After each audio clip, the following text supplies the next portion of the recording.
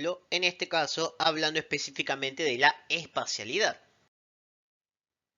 La espacialidad, que me define dónde está el estímulo, va a depender de diferentes variables, del concepto de campo receptivo, del concepto de dermatoma, de la organización topográfica del homúnculo sensitivo, del antagonismo centro-periferia o inhibición lateral y del control de tipo deferente, que tiene que ver el control deferente con vías que deciden o que yo decido darle mayor interés para recibir la información.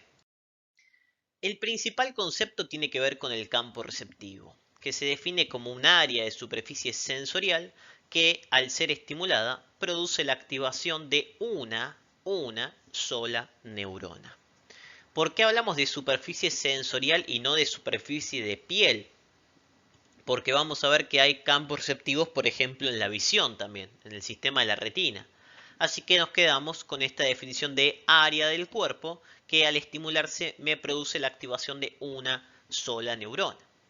¿Qué quiere decir esto? Esto quiere decir que yo tengo un pedazo de piel y en este pedazo de piel tengo todas áreas que están inervadas por una sola neurona. O sea que esta parte de la piel, todas las señales que yo reciba en esta parte de la piel, que puede tener múltiples receptores, van a recibir o conglomerar la información y va a viajar toda por esta neurona hasta llegar a mi cerebro.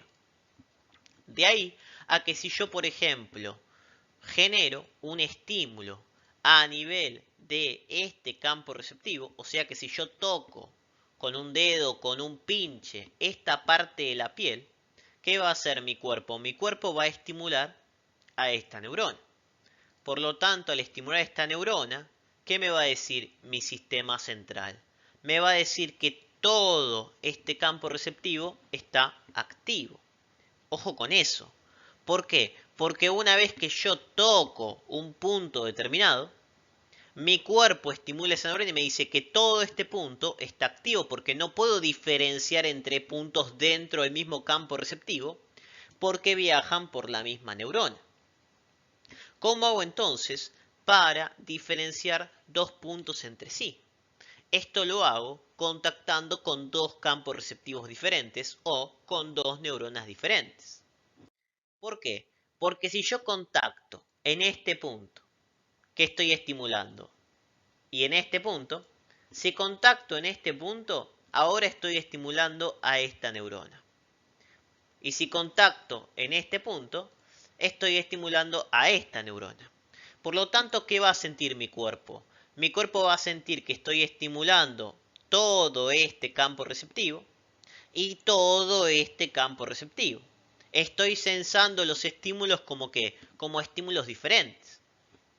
De ahí que yo para sentir estímulos diferentes tiene que caer en dos campos receptivos diferentes o estimular dos neuronas diferentes. ¿Qué pasaría si yo pondría 50 alfileres acá? Si yo pongo 50 alfileres acá, las 50 alfileres van a estimular a la misma neurona y van a estimular el mismo campo receptivo. Voy a sentir lo mismo. Para generar la sensibilidad discriminativa o para poder discriminar dos puntos como diferentes, estos tienen que caer en diferentes campos receptivos o estimular diferentes neuronas. De ahí la importancia de que es un área de mi cuerpo que al ser estimulada por una sola neurona lleva esa información de la parte del cuerpo que toqué. Entonces, retomamos o resumimos. Requiero que contacte dos campos receptivos diferentes para sensar dos estímulos como diferentes. Si esos estímulos cayeran en el mismo campo receptivo, yo sentiría lo mismo porque viaja la información por la misma neurona.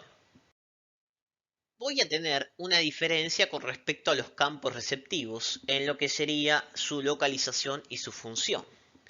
¿Por qué? Porque en lo que sería manos, pies, bocas y genitales, voy a tener campos receptivos pequeños y una gran cantidad, una gran densidad de campos receptivos. ¿Eso qué me indica?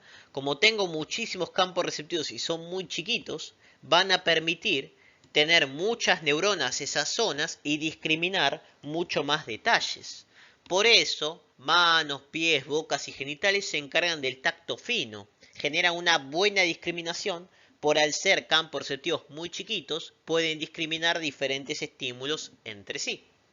Mientras que en la espalda, brazo, pierna o zonas que no tengo interés en reconocer, voy a tener campos receptivos mucho más grandes y menor cantidad. Por lo tanto, tengo menos cantidad de neuronas y en la espalda, dos estímulos diferentes los voy a censar a una diferencia bastante grande. Mientras que en la mano, dos estímulos diferentes los voy a censar a una distancia muy chiquita. Esta diferencia de la ubicación y la forma de los campos receptivos me genera capacidad de mejorar el sistema de discriminación. Vamos a hacer un ejemplo en este caso sobre los campos receptivos. Nosotros teníamos en el brazo menor cantidad de campos receptivos y de un tamaño mucho más grande. De ahí que yo, para reconocer un estímulo diferente a otro, tienen que caer en dos campos receptivos. Si cae en un campo receptivo y en otro, estos dos estímulos los censo como diferentes. En cambio, si caen en el mismo campo receptivo, si yo cierro los ojos y toco con esos dos estímulos en ese campo receptivo, ¿qué voy a sentir? Voy a sentir un solo estímulo, porque los dos están viajando por la misma neurona. En cambio, si contacto con dos campos receptivos diferentes, yo voy a censar dos estímulos porque cada uno viaja por una neurona.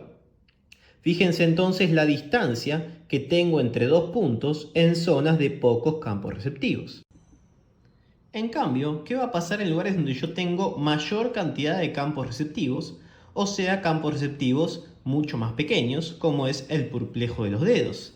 Fíjense entonces que como yo tengo campos receptivos pequeños, necesito que los estímulos estén poco separados entre sí para estar reconociendo dos estímulos.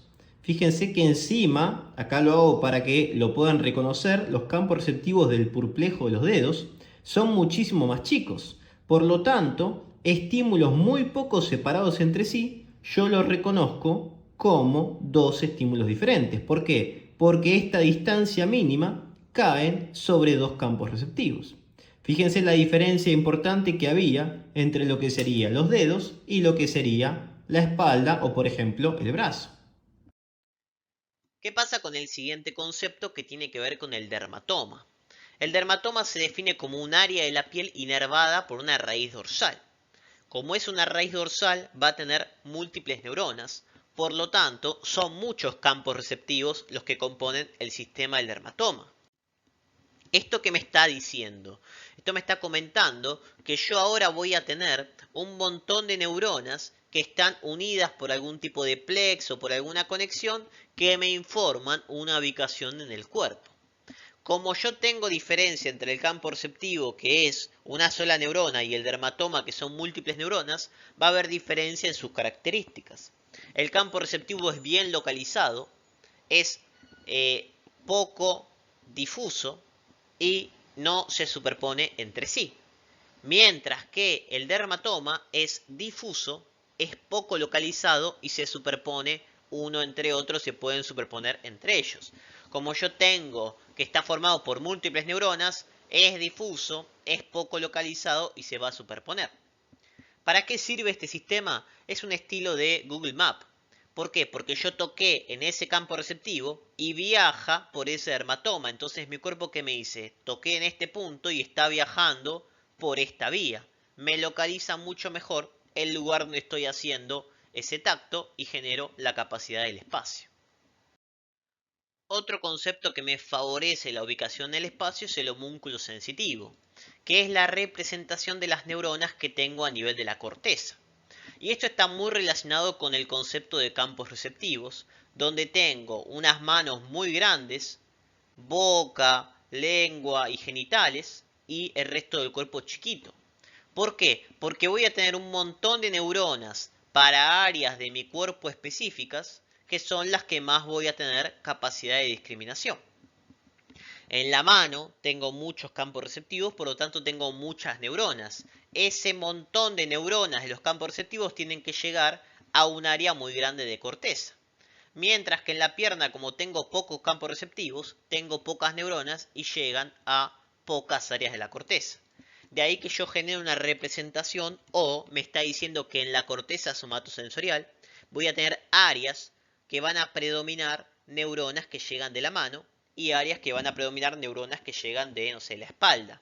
Lo que me indica que la zona de la mano va a ser mucho más grande por la función que tiene de esa discriminación y de esa cantidad de sistemas neuronales. Nuevamente, ubica mejor, ubico a nivel cortical, ubico a nivel dermatoma, ubico a nivel de campo receptivo. ¿Qué pasa con el último concepto que tiene que ver con el antagonismo centro-periferia o el sistema de inhibición lateral? El sistema de antagonismo centro-periferia tiene como objetivo generar una mejor discriminación del estímulo, priorizar ese estímulo o darle importancia a ese estímulo característico. ¿Qué va a pasar? Si yo tengo un pedazo de piel y este pedazo de piel lo toco con un dedo, voy a tener un estímulo principal. O sea que cuando con un dedo toco un pedazo de piel, tengo un estímulo central. Pero con el borde del dedo, los costados del dedo, también estoy tocando levemente la piel, lo que me va a generar unos estímulos más leves. ¿Qué pasa? Yo no quiero que haya estímulos completos o un estímulo y estímulos más leves. Yo quiero generar una discriminación para sentir específicamente el punto donde estoy tocando. Quiero priorizar el punto central y evitar la información de los puntos laterales. ¿Cómo hago eso? Con el sistema de inhibición lateral. Lo que voy a hacer es inhibir lateralmente, ¿okay?, por interneuronas que se encarguen de cortar las señales laterales. ¿Para qué? Para yo priorizar el sistema o el punto central.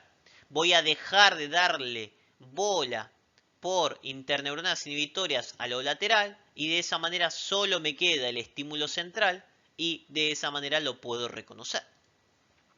De ahí a que yo tenga dos tipos de antagonismo centro-periferia. El periférico, que es el que acabo de explicar, un estímulo principal va a ser la prioridad y me inhibe lateralmente los otros. O a nivel central, que yo decida a nivel de mi cerebro a qué estímulo le voy a dar más importancia que otro y que me inhiba el sistema de los estímulos laterales. Vamos a ver un ejemplo para hablar de la inhibición lateral a nivel de lo que sería el sistema periférico. Para eso quiero que apoyen la mano sobre la mesa y sientan la palma de la mano y los dedos. Todos van a sentir palma y dedos. Ahora quiero que aprieten fuerte contra la mesa la palma.